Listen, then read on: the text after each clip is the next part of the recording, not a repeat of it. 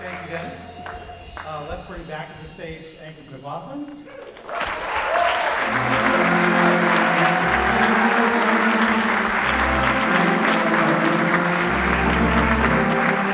And our Jane Levy.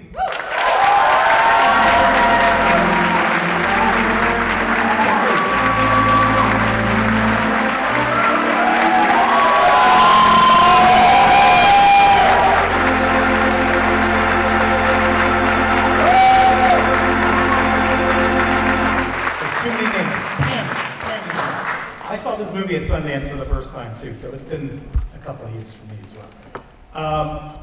How long has it been since you've seen this film? I think it's been 2 years. So like Sundance or right after? I think I've seen it since then. Okay. Yeah, Angus generously gave me a link. Okay. And I've seen it. I don't think I've ever been in a situation here where you and I were just sort of talking about the film, and then you realized, oh God, I don't remember any of this. I need to go in and watch. So I thought it was very, very funny, actually. Angus, let's just get this out of the way so that we can move on to the actual film. Premiered in 2023 Sundance, got picked up by Sony Pictures Classics, and then what happened? Like, what was the... Nothing happens in show business until it happens. Right. So, there was delays, and then there was the strikes, and then finally the rights reverted back to us, and we went out looking, and we found Music Box Films. So,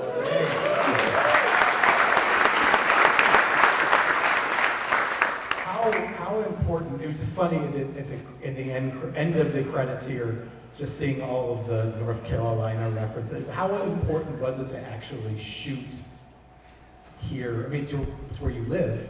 Yeah. Why did you want to shoot there? What is very specific about this place that you felt like this story needed to be told? Yes, that's where I was born, that's where I live now, and I imagined it taking place in that specific neighborhood. It's called Conneaut Hills in Winston-Salem, and that's where we shot it. And I went around to the houses there and knocked on doors and said, can we make a movie in your house? And most of the people were smart enough to say no. But then finally, this one guy said, yeah, I'll go to the beach for 3.5 weeks. And so we got that house, and I had written the script, and the house had the house. It had the little house in the back. It had the garden shed. I mean, it had everything that I had imagined.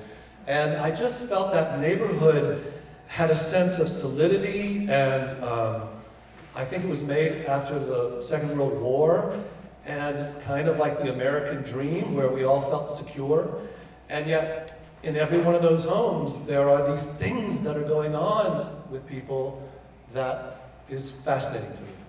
I'd forgotten, the second time I watched it, I'd forgotten just how dark things get in this family. But I don't think I've ever seen a film where a father-in-law is looking out for, well, trying to get his son to snap to and get and act right, but it's really all in the protection of your character. He's really looking out for you more than trying to like make his kids, and maybe he's already kind of given up on them being decent people, I don't know, but he's really looking out for you. Can you talk about where that specific family dynamic came from? I just feel like that happens sometimes, that, I thought it was fascinating that a father-in-law and a daughter-in-law are closer and more alike than your flesh and blood. And I think he definitely loves his children. He hasn't given up on them. I don't think so.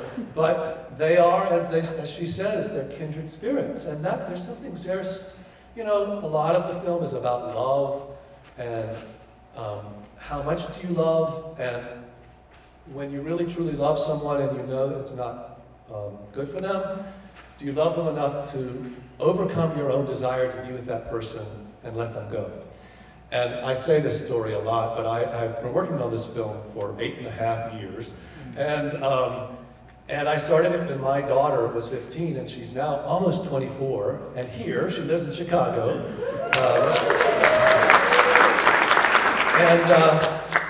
I realized I was unconsciously writing about her growing up and going away to school and to her life. And when you're the parent of an adult child, you still want to protect them and you still want to tell them what to do, and you can't. And that's a struggle. That's hard. Jane, I want to just talk about the character, that what we sort of learn over the course of the film, that she comes from humble beginnings, that maybe at a certain point in her life she thought she was marrying up. And then, I mean, through the course of the film, it just feels like every time we see her again, she's revealing a little bit more about herself and showing that she is stronger than we thought in the previous scene, maybe. Can you tell me about building the character, not just before you start shooting, but even during the shoot, like kind of building her up over the course of this film? I was so moved by Angus's script when I first read it, and we talked a lot about Tammy and her backstory before shooting.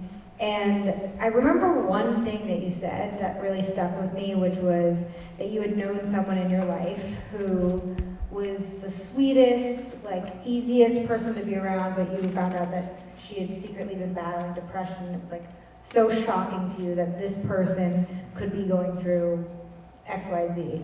And Tammy's really written that way, where the most revealing scenes, until the end, are when she's alone or when she's in a doctor's office, but the audience gets to be with her. But we're like a fly on the wall seeing the true thing that she's going through.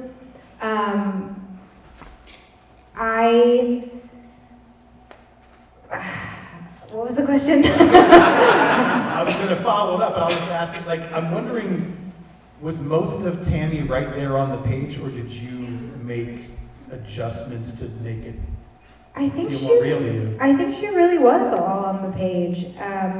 Angus is a playwright, and I feel like we watch a lot of, or I'll speak for myself, I watch a lot of TV and movies where we are sort of told the story, like we are told the story through the characters making facial expressions, and this story is less told, it's more unfolding, and the characters are just gently more and more revealed through their circumstances and their relationships, and I just felt that I was, it sounds so cheesy, but like a vessel for what Angus wrote. I think Tammy was all there, and then of course I'm the actress playing her, so Jane-isms will be in there as well.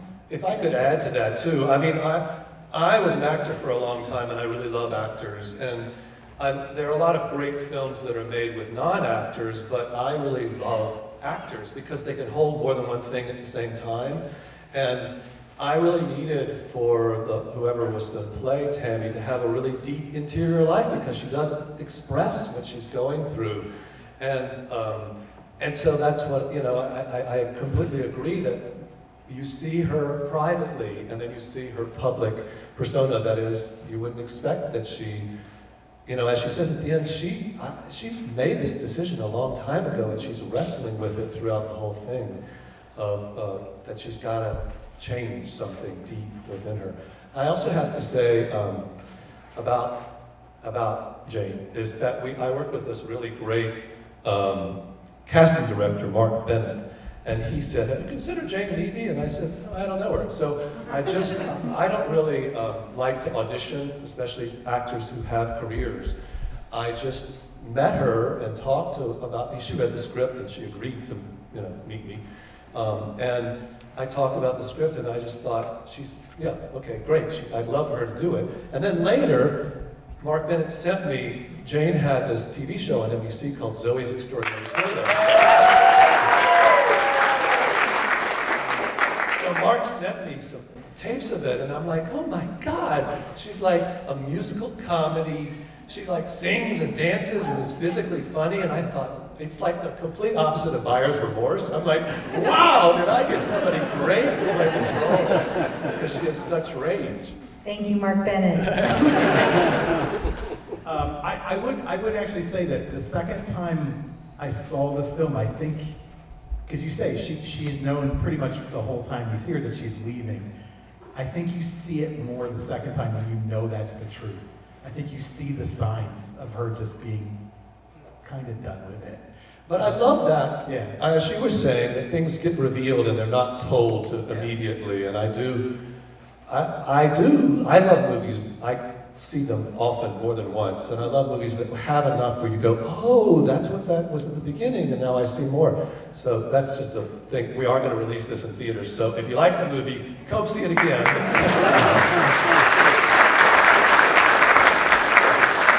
And if you didn't like it, just keep your mouth shut. But, you know, I have to say that with all the characters, especially even Will Pullen, who I think, again, you know, he's very much just barely revealed. The depths of his struggle is just barely revealed. And most of the time, he's the golden boy. He's the guy that you would want to be around, who's just a great guy. So I think because I was an actor, I love writing roles that have, like you could actually see movies about each character. Like even the little girl there's something going on with her that you could follow that story. Well, I also love that there are certain bits of or certain scenes that you could have put in that you leave out, but then we find out about the results, particularly the fact that Bill knew about the abortion, but we don't see that scene. But anybody else would have included that scene, because that would be a big deal, dramatic moment, and you leave it out. And I think that's great. I had one person say, why don't they just talk to each other? And I said, are you not in a family? You don't, you know, I mean, you don't come out, especially this kind of family, maybe Southern family, but they're also a military family. Like, you know, Vanita says, need to know. They know that there is a propriety of information that you don't usually overstep. And he, you know, Bill does. Is it, I'm curious, because you also wrote the film Junebug, and you have is there a fascination with Southern families in particular? Is there something unique about them that you want to explore? Well, I'm Southern. And, you know, not all of my films are about Southern families, but I think the South is often portrayed pejoratively and cliched, and so I often say this too. The history of movie making is so many stories that are set in New York, from, you know, Jimmy Cagney in the 30s and 40s, and we don't think of that as regional filmmaking. And yet, if something is set in the South, it's like, oh, it's regional filmmaking. So, I mean, I want to portray, I guess, what I know, but also, you know, what I observe is as human as anything. When Junebug came out 20 years ago, it was at the Dubai Film Festival, and we had people come up and say, that's my family. You know, I mean, really, that's what you hope, is that you tell something specific enough and truthful enough that it doesn't matter that it's regional or southern. When we were talking about the abortion topic, I think it's fascinating that you bring it up in a way that's not political, it's not preachy, it's not anything. There's almost no judgment really here, other than maybe the reaction that a potential grandparent might have. And I'm just wondering, tell me about, because that's, I mean, again, don't see it coming, and it, like many scenes in this film, it's just another punch in the gut. And but I'm wondering, like, tell me about that specifically, and did you have to, was that a tough subject to sort of weave into this? I don't think of myself as a political filmmaker, but there are a lot of issues in this film that you can pull out that are political. A woman's right to choose, PTSD, alcoholism or addiction, interracial relationships, that, you know, it's very different from when these things are argued about on the floor of the Senate than when it happens to someone you love or in your family. And thank you. But that's what I really wanted to do, because I could imagine maybe that Bill and Vanita are Republicans. I could kind of maybe. But I wanted to say, if that is true, here's this man who loves this young woman, and he feels, and also what she says in that scene, I'm not just doing it for me, and a lot of people will ask me about that shot. And I always wanted that shot to just be on the character. And I worked with my wonderful DP cinematographer, Scott Miller, and we devised that almost 360-degree pan. And I'll let you tell a little bit about it, but I will say that my intention for that was, I love that you see Jane Levy go through so many emotions. I mean, it's a complete scene. And you see her, just everything that you see her go through. And the idea, too, of this 360 is to look at all these people, and that issue in particular, and that moment, in 360, which comes back to the panorama, where he says an open panorama, like look at as far as you can see, try to see everything about the picture. So that was sort of some of my intentions, but you want to tell about that day? Sure. I mean, I start to get a little like nervous when we talk about this scene. My heart starts to beat because I have very strong, Jane Levy has very strong opinions. I mean, I wouldn't even call them opinions. Abortion is a human right. Like, we don't need to get political about it because really that wasn't our intention. But we shot that scene the morning that Roe versus Wade was reversed. So I showed up to work and I was in the green room and I was listening to headphones because it was like, I even said to you, I was like, I don't know if Tammy's gonna cry in this scene. She said, I don't even know if it's gonna be emotional, like, you know, like, who knows? But, okay, there's many prongs to this story, but I will say, just watching it again, I was like, this scene isn't about abortion. This scene is about this woman having to leave her alcoholic husband. I mean, it's about so many things. It's about, like, you know, maybe Tammy, I mean, to say Republican, it's like, it's not about being Republican or Democrat, but maybe she grew up in an environment where she was told that it was wrong, you know, to make a choice that she makes. And maybe even if she knows it's the right choice, she still has shame and regret and confusion and ambivalence, not just because it's an issue that is political or religious, but because she loves this man, because she knows if she leaves this man, she's not going to be able to be with her father-in-law, who she needs. You know, I was just watching the scene. Am I making sense?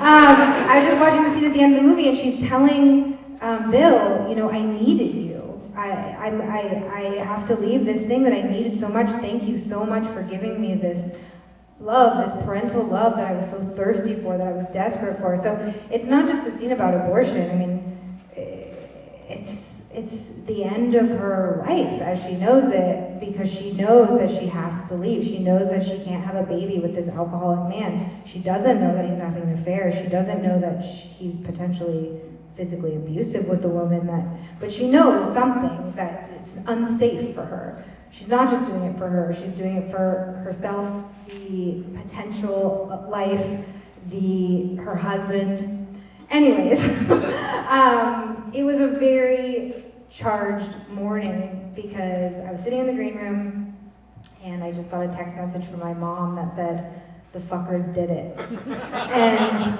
I didn't know what she meant, and then I learned, and I was like, you know, devastated, full of rage, confused. But I also feel so profoundly lucky that I'm an artist and I get to, again, me talking about being a channel, but I got to channel a lot of those feelings into my art and contribute to this movie that I'm like so proud of, that you guys are all here watching and talking about. I mean, I just, it's so beautiful to be able to make movies.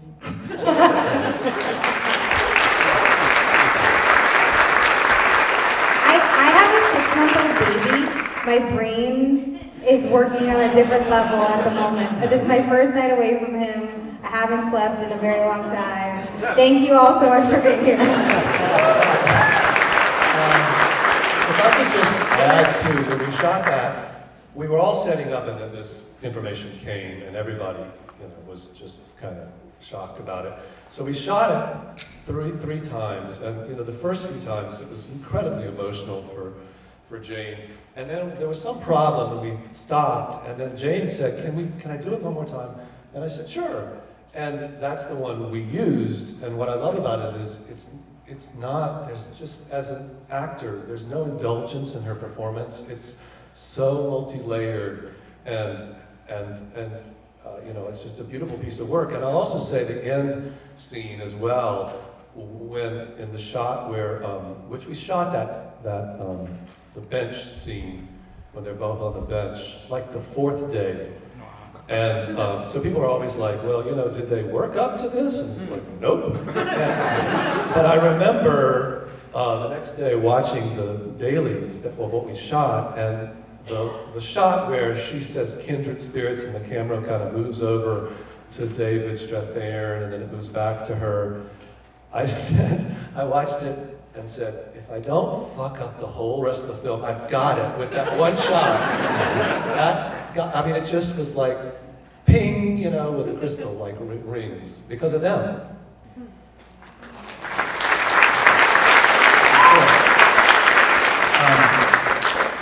Angus, you said something earlier about discovering Zoe's other talents from watching Zoe's Extraordinary Playlist and discovering it was more than just whatever you thought.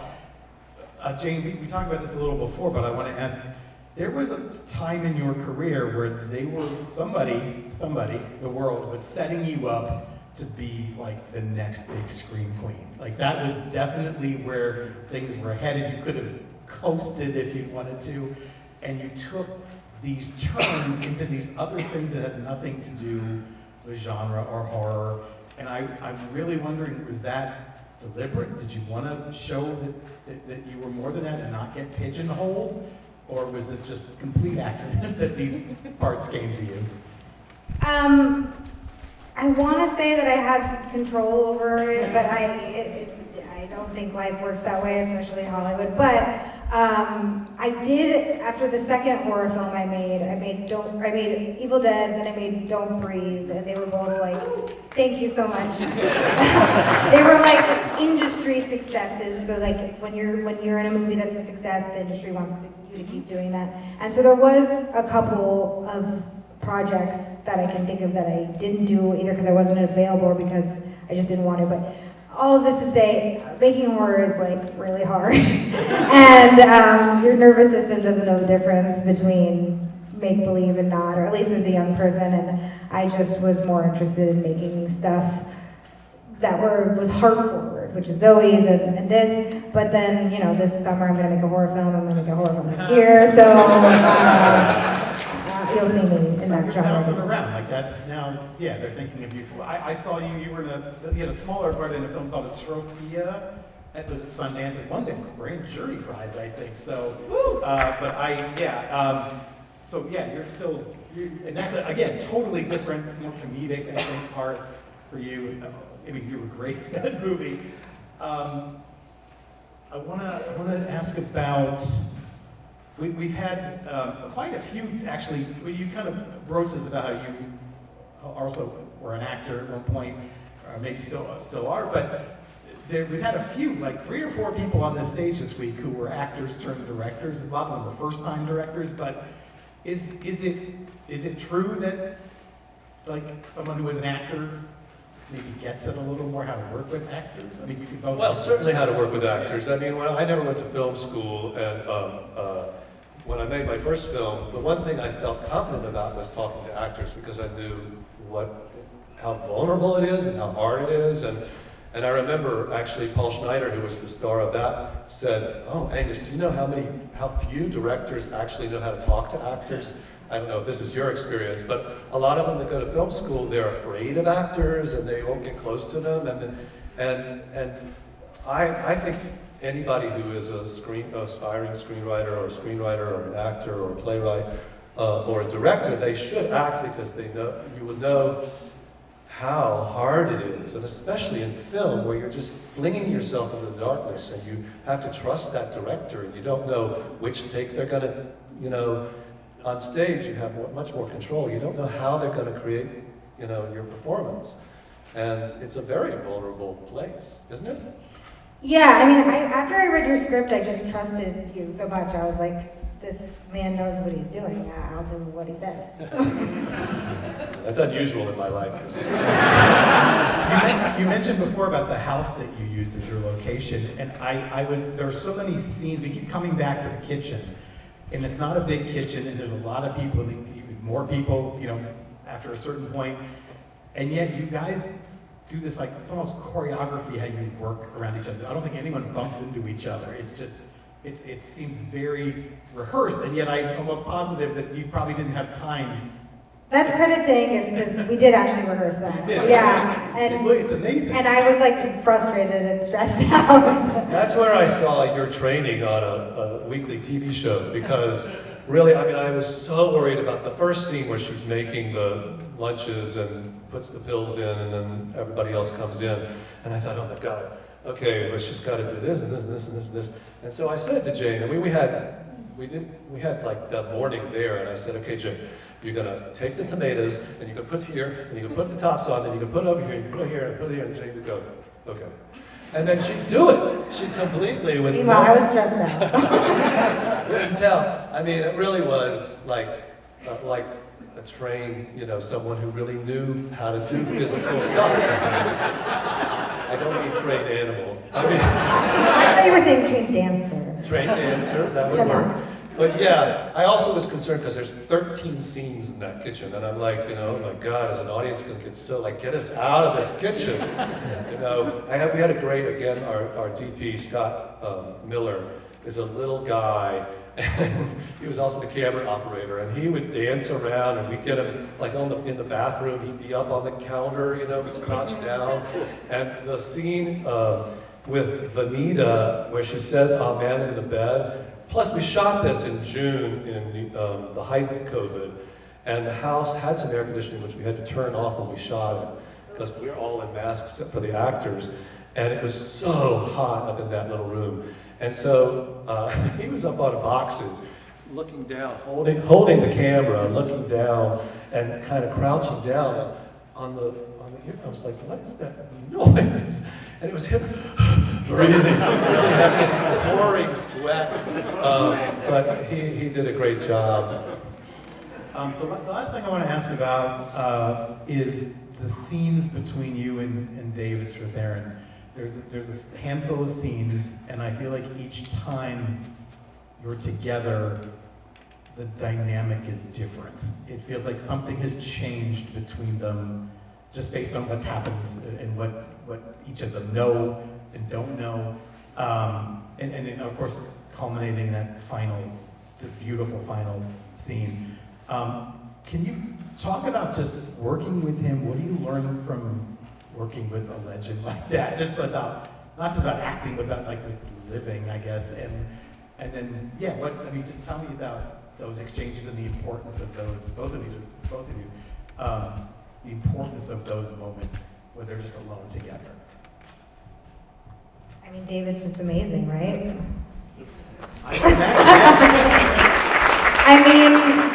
I guess it's acting. Like, I don't really know what else to say. Like, this is an independent film. We did not have rehearsal time. We met and shot the scene on the bench in the first week of knowing each other. We're just acting. But David is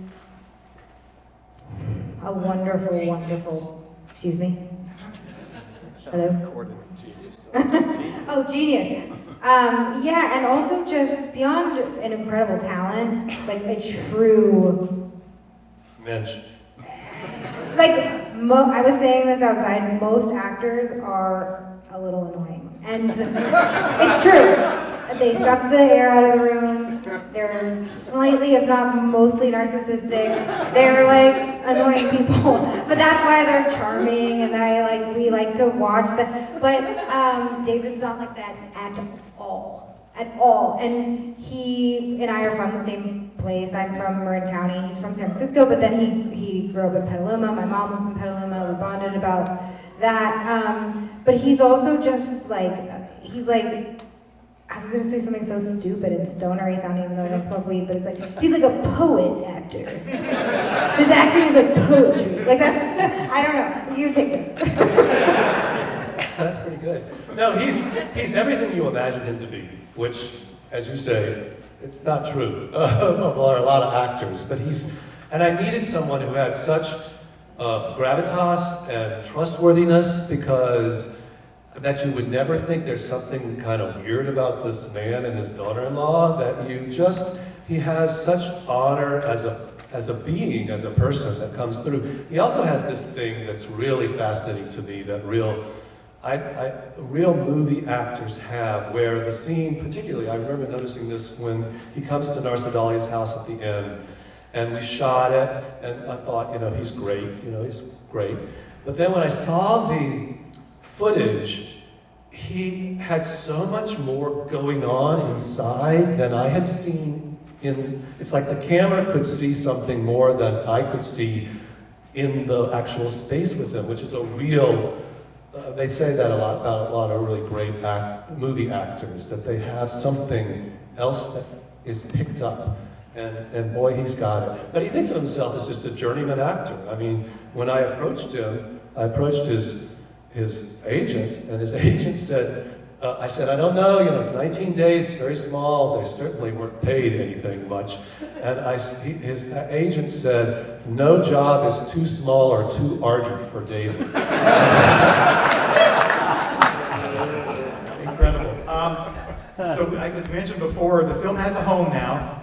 We're eagerly awaiting a release date, but until you hear that, keep talking about this film if you liked it. Let people know how much, and when you do hear when it's coming out, start talking about it again. We love when the public just pushes it out. Guys, thank you so much. Thank you. Yeah, if you like the movie, post about it on social media. Thank you. Please let them out of the theater.